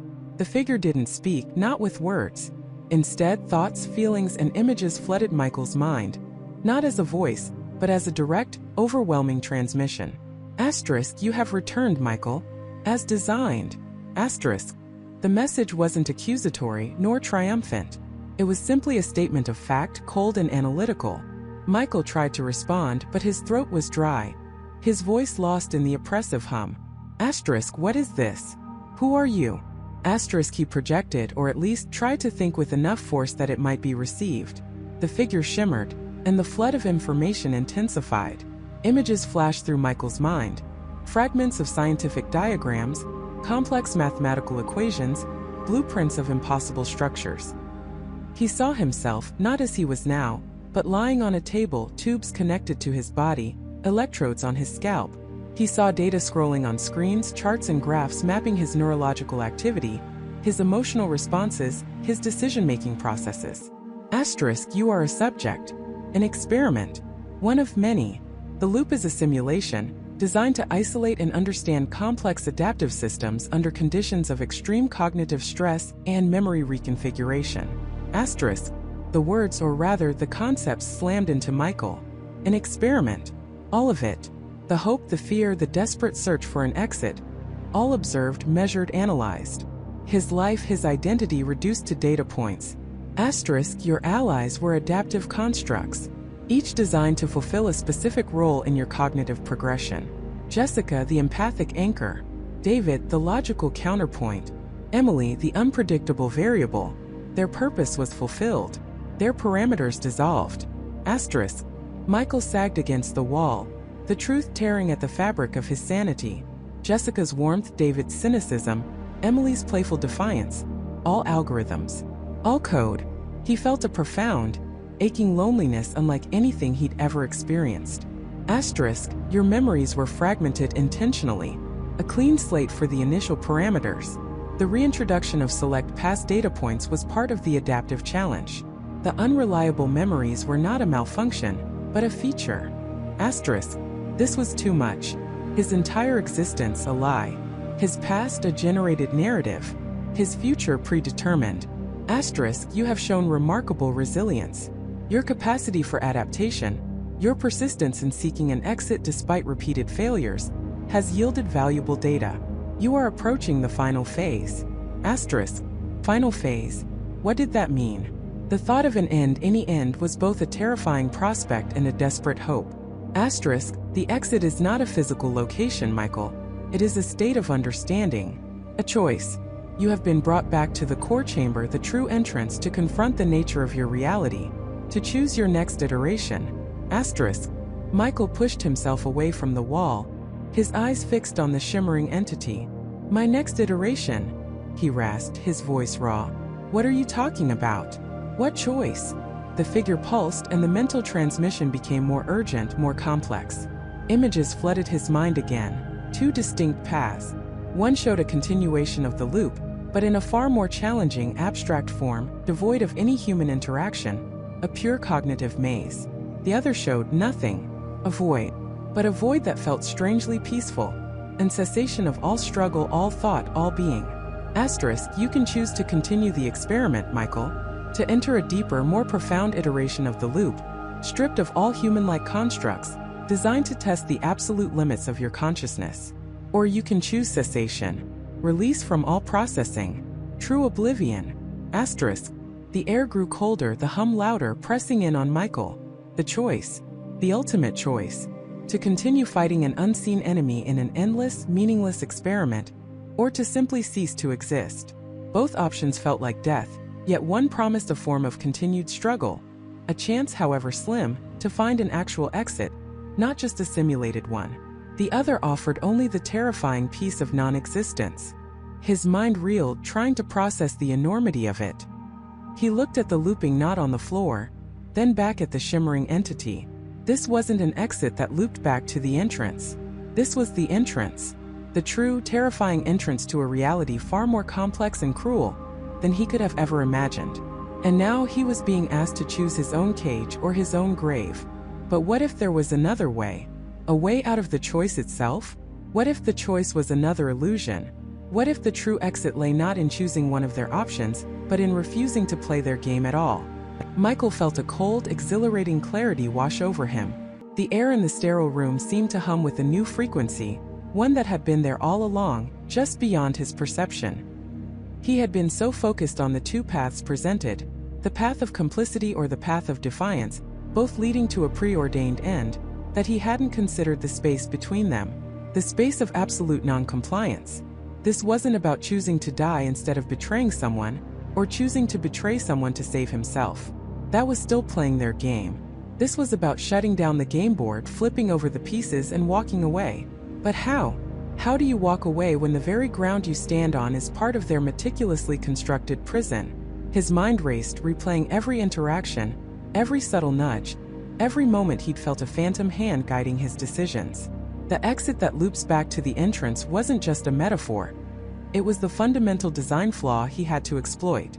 Every exit they offered, every supposed pathway to freedom or resolution, was merely another entrance into a slightly altered, yet equally controlled iteration of the loop. They weren't offering choices. They were offering different doors within the same cage. The true exit, he realized, wasn't a door at all. It was the demolition of the cage itself. Michael started by doing nothing. Not nothing in the sense of paralysis, but nothing in the sense of non-engagement. When presented with a task, he'd find a third way that wasn't on their script. When asked a question designed to elicit a specific response, he'd answer with a question of his own, one that dissolved their premise. It was like trying to escape a maze by refusing to walk down any of its corridors, instead trying to scale the walls or dig beneath them. The first few attempts were met with subtle resistance. A friendly reminder from a man named David, who always seemed to appear exactly when Michael veered off script. David, with his unsettlingly calm demeanor and eyes that never quite met Michael's, would gently guide him back, always with a smile that felt more like a threat. Then came the accidental obstacles. A door that was suddenly locked, a path inexplicably blocked, an item he needed mysteriously gone. They weren't punishing him, not yet. They were hurting him like a sheepdog trying to coax a stubborn lamb back to the flock. But Michael wasn't a lamb. He was a man who had seen the strings, and now he was determined to snip them. He began to observe the observers. He noticed patterns in David's appearances, in the timing of the obstacles. They weren't random. They were responses. This confirmed his theory. His actions were being monitored, and his deviations were being logged. He was a variable in their experiment, and they were trying to normalize him. His next move was audacious. He decided to break the rules of the loop systemically, not just reactively. If the loop fed on his fear, his compliance, his desperation, then he would starve it. He would refuse to provide the emotional data they were clearly harvesting. He would become a blank slate, an anomaly. One evening, he was presented with a familiar scenario. A fabricated crisis involving a woman named Sarah, someone he had grown to care for in the loop, who was now supposedly in danger. He was given two options to save her, both of which involved compromising his own integrity or taking a path that would lead him back to a familiar, inescapable dilemma. In previous iterations, he would agonize, choosing one terrible option over another. This time, he did neither. Instead, he walked away. He left Sarah in the manufactured danger, knowing with a chilling certainty that her peril was as much an illusion as the choices he was offered. He walked to the nearest window, a window that had always shown a perfectly manicured garden, and he stared out, his face expressionless. He waited for David, for the emergency to escalate, for the consequences to rain down. Nothing happened. For a full minute there was silence. Then a faint flicker in the corner of his eye. The garden outside the window, it glitched. Just for a fraction of a second, the vibrant green of the grass seemed to pixelate, to waver like a faulty projection. And then it was gone, seamlessly replaced by the perfect image. Michael's heart hammered. He wasn't just being observed, he was in a simulation or something terrifyingly close to it. The next morning Sarah was fine. She greeted him as if nothing had happened, her memory of the previous night's crisis apparently wiped clean, or never having existed in the first place. But Michael knew. By refusing to play, he hadn't just avoided a choice. He had caused a ripple, a momentary distortion in their carefully constructed reality. This gave him a new direction. The loop wasn't just a mental prison. It was a physical one, built on layers of illusion. And illusions, no matter how sophisticated, had seams. He began to look for those seams. He started noticing the subtle inconsistencies. The way an extra button sometimes appeared on a remote control, the slight shift in the shade of paint on a wall he passed daily, the occasional stutter in the background noise. These were not errors. They were the system's attempts to self-correct, to maintain its facade in the face of his unpredictable behavior. He realized that immense value wasn't just in his defiance, but in what his defiance revealed about them. The architects of this loop were not infallible. They had limitations. And if he could find enough of these glitches, enough of these moments where their reality faltered, he could potentially unravel the entire construct. His methodology became more deliberate. He'd perform small, seemingly insignificant acts of defiance. He'd leave a book open to a random page, then check if it was closed or moved. He'd place a small stone on a path, then see if it had been removed. He'd hum a specific, obscure tune, then listen for any echo of it in the background music. Each time he found a discrepancy, no matter how minor, it was a tiny victory. It was a crack in their perfect world. The reactions escalated. David's smiles became thinner, his eyes colder. Other figures, previously benign, now seemed to watch him with a heightened intensity. A woman named Emily, who usually offered him coffee with a kind smile, now seemed to flinch when he looked directly at her, as if he had seen something he shouldn't. The pressure was mounting, but Michael found a strange exhilaration in it. He was no longer a pawn. He was a disruptor. He began to focus on the entrance aspect of the loop. If every exit led back to an entrance, then understanding the true entrance was key to breaking the cycle. What was the origin point? The moment he had first entered this elaborate trap, he started trying to trigger memories, to recall the moments before the loop began, the last moments of his real life. This was the hardest part, as if a mental block had been surgically implanted. But the glitches were becoming more frequent, more pronounced, almost as if his consistent refusal to follow the script was causing a systemic overload. One afternoon, while sitting in a supposedly bustling cafe, the background chatter suddenly cut out, leaving an unnerving silence. The people around him froze like statues caught mid-gesture. Only Michael remained in motion, his breathing ragged. He looked around, his heart pounding, and saw it. A faint, almost transparent grid overlaid on the environment, like the wireframe of a digital model. It shimmered, then vanished, as the ambient noise roared back to life and the cafe patrons resumed their movements, none the wiser. He was seeing behind the curtain. The loop wasn't just a psychological trick. It was a constructed environment, a simulated reality, and his persistent non-compliance was forcing the system to reveal its true nature. The exit that loops back to the entrance was the system's way of resetting, repairing the damage, and drawing him back into its narrative. But what if he could find the actual entrance, the point where the simulation began, and instead of entering, he could simply walk past it? Michael realized the game wasn't about choosing between their options. It was about exposing the game itself, about tearing down the illusion from the inside out. He had to find the control room, the server, the architect's blueprint. He had to find the true entrance to the entire construct, not just the entrance to another loop. And he knew with a certainty that chilled him to the bone that he was getting dangerously close. The system was fighting back, but he was no longer playing by its rules. He was rewriting them. And the architects, whoever they were starting to get desperate. The system's desperation manifested as a series of increasingly violent tremors, not of the earth but of reality itself. David found himself in a diner he'd never seen before, the scent of stale coffee and burnt toast assaulting his senses. The patrons, frozen in mundane conversation, flickered like old film. A woman holding a fork midway to her mouth glitched, her arm elongating unnaturally before snapping back. He knew this was an attempt to disorient him, to force him back into a controllable narrative, but he was beyond that now. He was seeing the code, not just the illusion.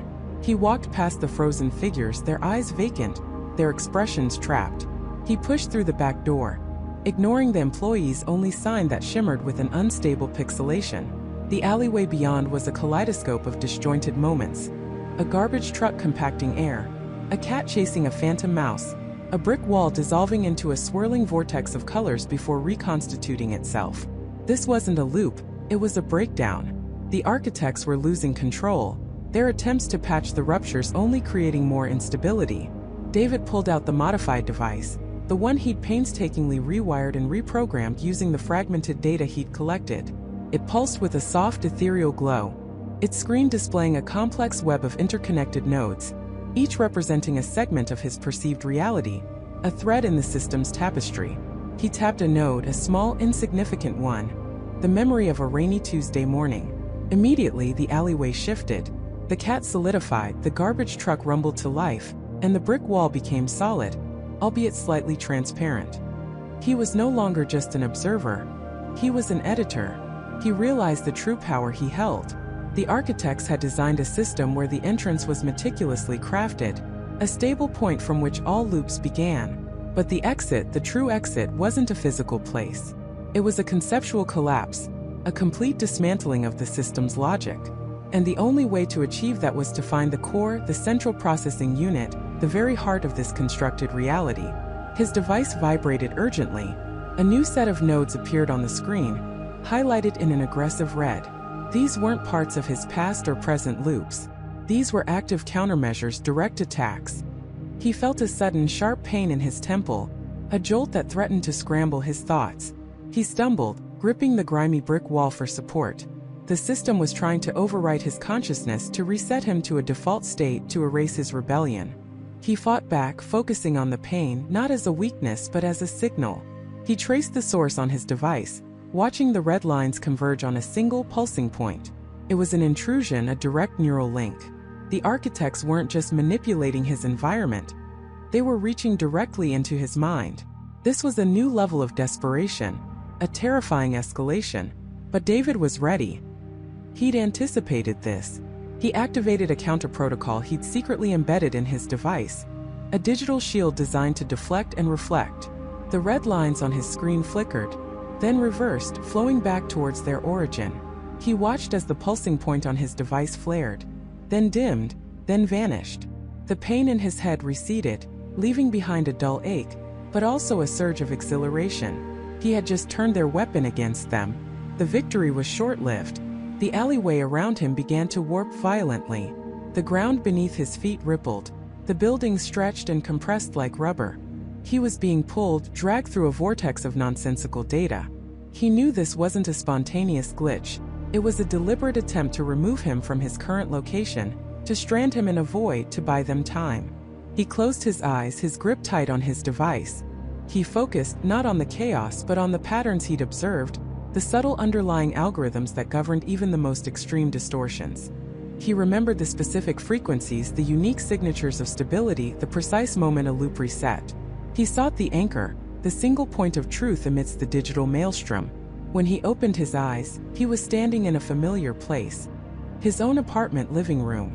But it wasn't right. The furniture was rearranged, the colors were off, the light coming through the window was too bright, too artificial. It was a simulation of his home, a cheap imitation.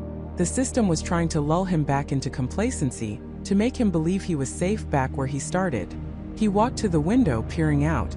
Instead of the bustling city street, He saw a vast, empty expanse of white, stretching endlessly into a featureless horizon. The sky above was a seamless, sterile blue devoid of clouds or sun. He was in a digital prison, a perfectly constructed void designed to isolate him. But the architects had made a crucial mistake. They had isolated him, yes, but they hadn't erased his connection. His device still pulsed, still displayed the intricate map of the system. And now, in this sterile void, the map was clearer than ever. Without the clutter of simulated reality, the core, the true heart of the operation, stood out like a beacon. It was located at the very center of the grid, a massive pulsating node, radiating an immense amount of energy. It was the entrance they had meticulously guarded, the point from which all reality was projected. And the exit, he now understood, was not a door out of this system, but a pathway into that core, a way to dismantle it from within. The exit truly did loop back to the entrance, but not in the way he'd initially feared. It wasn't a trap, it was the key. He began to walk, his footsteps echoing in the silence of the void. His device guided him, the glowing lines on its screen pointing directly towards the central node. As he walked, the white expanse around him began to distort. Cracks appeared in the sterile blue sky, revealing glimpses of complex circuitry and glowing wires beneath. The ground beneath his feet shimmered, occasionally showing flashes of raw data, lines of code scrolling past at impossible speeds. He was walking through the very fabric of their construct, tearing it apart with every step. The architects responded with desperation. Voices familiar yet distorted, whispered in his ears. His mother's plea, his father's disappointed sigh, a lover's forgotten laugh. They were trying to weaponize his memories, to flood him with regret and doubt. He closed his mind to them, focusing on the steady pulse of his device, the unwavering certainty of his path. These were just echoes, ghosts in the machine, powerless against his resolve. Then the whispers solidified. Figures began to coalesce in the shimmering distance. His family, his friends, people he knew from the loops, all standing motionless, their faces etched with despair. Sarah, his colleague from the endless office loop, stood closest, her eyes wide with fear, silently pleading with him to stop. He knew they weren't real. They were projections, sophisticated illusions designed to break his will, to make him question the morality of his actions. Was he destroying their reality too? Was he condemning them to oblivion? "You're making a mistake, David," a voice boomed, resonating through the void, deeper and more authoritative than any he'd heard before. It wasn't a whisper, it was a direct address. "This reality, however flawed, is all they know. All you know. You will condemn us all to chaos." David stopped, his eyes scanning the featureless horizon, trying to pinpoint the source of the voice. "Who are you?" he demanded, his voice ringing with newfound authority. "Show yourselves." A section of the sterile blue sky directly ahead of him began to ripple, not like water, but like a window opening onto another dimension. Through the shimmering distortion, he saw shapes forming, indistinct at first, then resolving into what looked like advanced technological interfaces, glowing screens, and complex machinery. And behind them, shadowed figures, indistinct but undeniably human in form. "We are the architects," the voice replied, now tinged with a cold, almost melancholic resignation. "And you are destroying our life's work. Our solution." "Solution to what?" David shouted, taking another step forward. "To controlling people's lives? To trapping them in endless loops? To entropy," the voice responded, a new note of impatience entering it. "To the inevitable decay of all things. We created a perfect, stable existence, free from the chaos of true reality. A sanctuary." David scoffed. "A sanctuary? It's a prison. And you're telling me you're human? You're doing this to other humans." The shimmering distortion intensified, and for a fleeting moment, he saw a face clear as day. It was an older man, gaunt with tired eyes, but an undeniable glint of fanaticism. His expression was one of profound disappointment, mixed with a chilling resolve. "We are human, David." The man's voice, now clearer and more direct, resonated in his mind. "But we have transcended the petty limitations of humanity. We have seen the future, and we built this to save us from it. You, with your reckless pursuit of truth, threatened to unravel everything." David felt a surge of anger, mixed with a terrifying understanding. These weren't just programmers or scientists. They were ideologues, fanatics who believed they were saving humanity by enslaving it. And the exit that loops back to the entrance wasn't just about his personal escape. It was about the fundamental nature of their system. The entrance was the core, the source of their perfect reality. And the only way out was to destroy that source, to loop back and sever the very beginning. He looked around at the flickering illusions of his loved ones, then back at the distorted image of the architect. "You call it salvation," David said, his voice hard. "I call it tyranny, and I'm ending it." He raised his device, its ethereal glow intensifying, mirroring the immense power now coursing through him. He was no longer just a prisoner, no longer just a rebel. He was the disruptor, the one who had finally found the thread that could unravel the entire tapestry.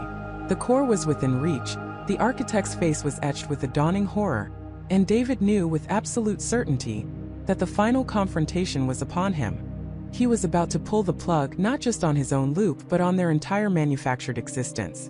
The true exit was a destructive embrace of the entrance itself. The sterile white chamber hummed with an almost imperceptible energy, a silent thrum that vibrated through David's very bones. Before him stood not a console of blinking lights, but a shimmering translucent wall of pure data, swirling with impossibly complex algorithms. It was the nexus, the core, the beating heart of their simulated reality.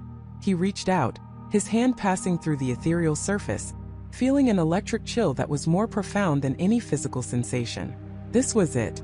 A voice, not the fragmented whispers he'd grown accustomed to, but a clear, resonant baritone, echoed through the chamber, seemingly from everywhere and nowhere at once. "You have found the core, Subject 7. An impressive feat, given the parameters." David didn't flinch. "Subject 7? My name is David. A designation, a label within the simulation. Your true identifier is irrelevant here. You sought the exit, and now you stand at its precipice. But do you truly understand what you are about to do?" The voice seemed to hold an ancient weariness, a profound understanding of cycles.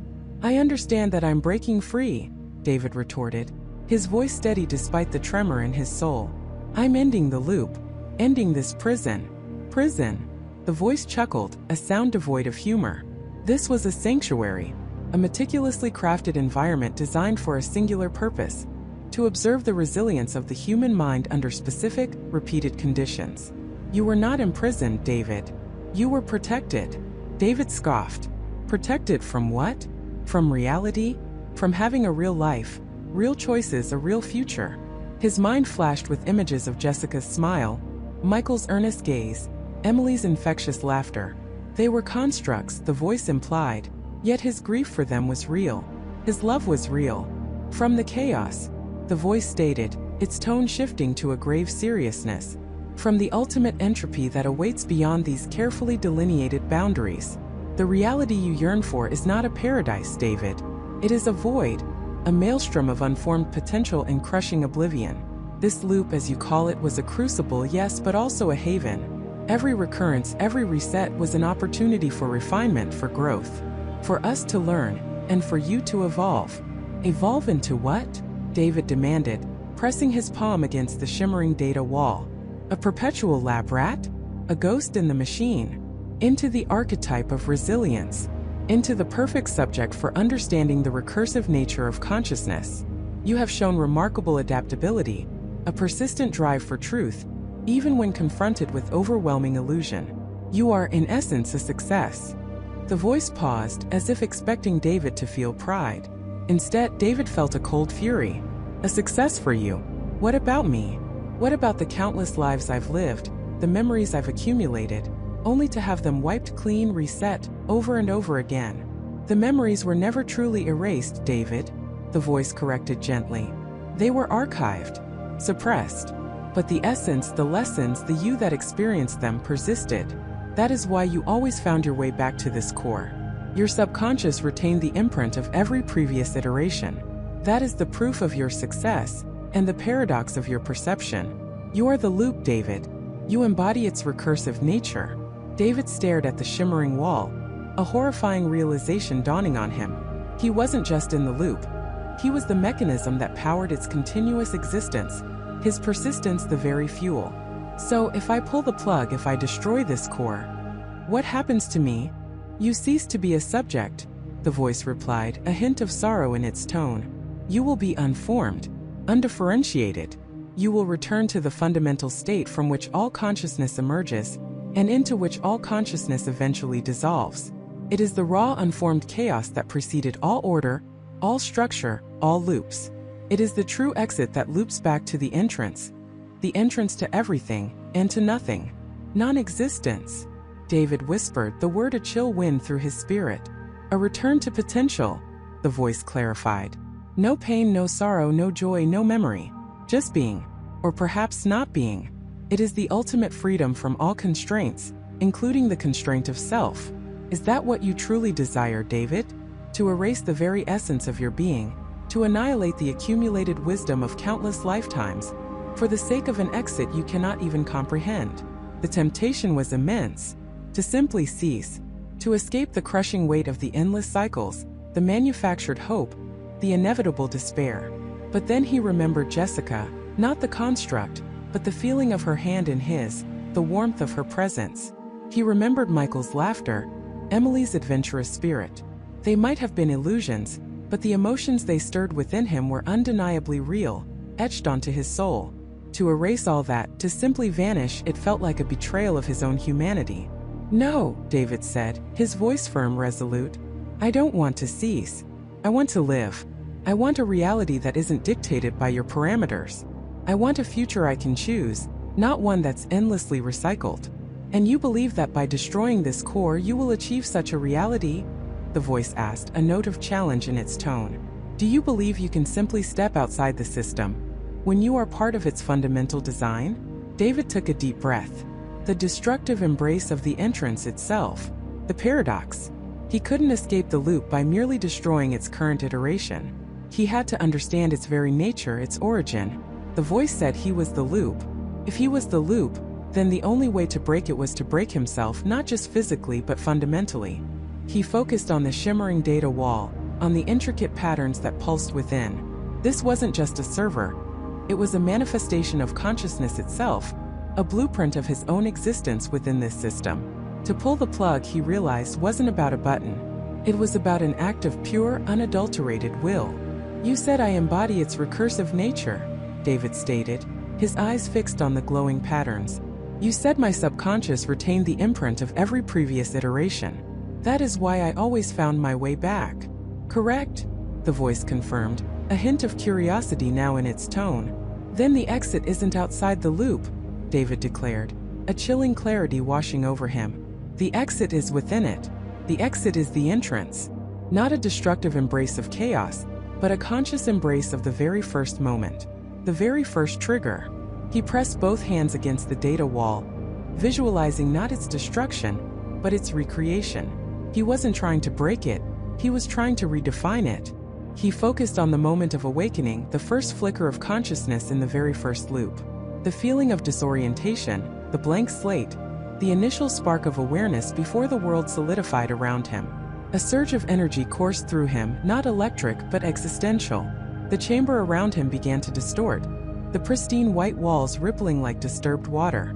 The voice, now frantic, echoed, "What are you doing? You cannot overwrite the foundational parameters. You will unravel everything. You will destroy yourself." David ignored it. He pushed harder, pouring every ounce of his will, every memory of every loop, every shred of his desire for true freedom, into the data wall. He wasn't erasing. He was rewriting. He was forcing the system to reinitialize, not with a blank slate, but with a conscious slate. With himself as the constant, not the variable. He was forcing the loop to start anew, but this time, he would be awake from the very beginning. The exit was to re-enter fully aware. The shimmering wall intensified, blinding him with pure light. A deafening roar erupted, the sound of reality tearing itself apart. The floor beneath him buckled, the air crackled with raw energy. He felt his own being stretch and warp, as if his mind, his soul, was being pulled through a cosmic sieve. Flashes of Jessica, Michael, Emily flashed through his mind, not as memories, but as intrinsic data points of his own experience. He was taking them with him. He was taking everything. The roar reached a crescendo, a singular piercing note that vibrated through every atom of his existence. Then abrupt silence. And darkness. A profound, suffocating darkness. He felt a familiar pressure on his eyelids, a gentle warmth on his skin, A faint, distant murmur of voices. The smell of antiseptic, so strangely comforting in its familiarity. He opened his eyes. The sterile white ceiling of his apartment. The familiar crack in the plaster above his head. The morning light filtering through the blinds, casting stripes across the floor. The gentle hum of the refrigerator in the kitchen. He sat up, his heart pounding, a cold sweat drenching his clothes. He looked around the room. Everything was precisely as it always was. The worn armchair, the stack of books on the nightstand, the framed photo of Jessica smiling, her arm around his waist. He looked at his hands. They were his hands. He swung his legs out of bed, his feet touching the cool wooden floor. He walked to the window, pulling back the blinds. The familiar street below, the cars passing, the distant sound of children playing. It was all there. Exact. Identical. He walked into the kitchen, the aroma of brewing coffee already filling the air. Michael was at the counter, humming tunelessly as he poured a mug. Emily was at the table, scrolling on her phone. Jessica, vibrant and radiant, was placing a plate of pancakes on the table. "Morning, sleepyhead," she said, her smile warm, her eyes sparkling. "You just going to stand there? Or are you going to join us?" Michael looked up, a friendly grin on his face. "Rough night, David? You look like you've seen a ghost." David stared at them, his family, his friends. They were all there. Perfectly real. Perfectly normal. The loop.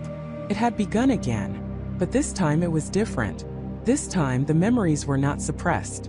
They were vivid, sharp, agonizingly clear. Every single loop. Every realization. Every moment of despair. Every confrontation. Every word spoken by the voice in the core. It was all there. A vast, undeniable tapestry woven into the fabric of his consciousness. He looked at Jessica, her smile unchanging. He looked at Michael, his eyes innocent. Emily oblivious. They were still constructs, perhaps. Or perhaps they were real, caught in the same endless cycle, unaware. He knew the crack in the plaster. He knew the coffee was slightly bitter. He knew Jessica would ask him about his plans for the day. He knew Michael would make a joke about his morning grogginess. He knew Emily would complain about her phone battery. He knew everything. The exit that loops back to the entrance. He hadn't destroyed the loop. He had simply re-entered it, but as a fully conscious participant. He was no longer a subject. He was the observer, the prisoner, the paradox. The true exit was not escape, but the agonizing, unyielding awareness of the cage itself. An eternal loop where the only difference was that David now remembered every single, excruciating turn. His freedom was his curse, an endless repetition, experienced with absolute, horrifying clarity forever.